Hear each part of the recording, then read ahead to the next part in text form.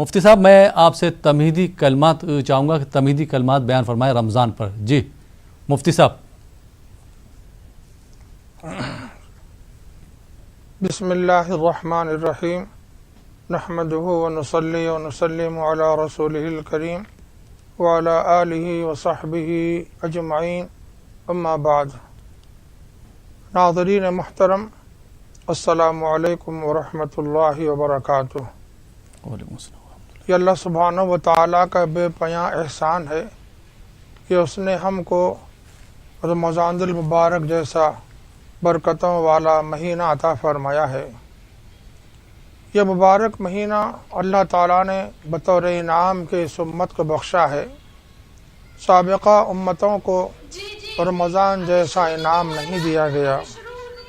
اس مبارک مہینے کی بہت سی فضیلتیں ہیں.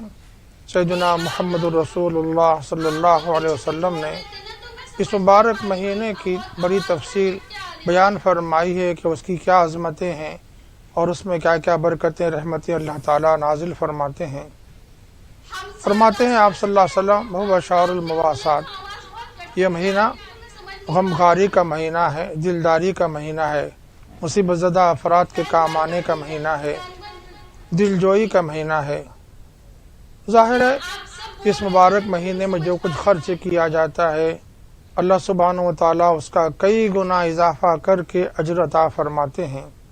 اس مبارک مہینے میں اللہ کے راستے میں خرچ کرنے کی بھی بڑی اہمیت و فضیلت ہے.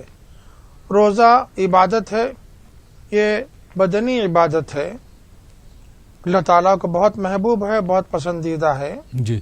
لیکن وہیں اللہ کے راستے میں خرچ کرنا یہ بھی اللہ کو بہت محبوب ہے، بہت پسندیدہ ہے. یہ مالی عبادت ہے. بدنی عبادت سے انسان کے نامہ اعمال میں جہاں اللہ تعالیٰ نیکیاں لکھتے ہیں وہیں اس کو نفس کا تزکیہ بھی حاصل ہوتا ہے. اسی طرح بدنی عبادت ادا کرنے سے بھی انسان کے نفس کو تزکیہ تصفیہ حاصل ہوتا ہے.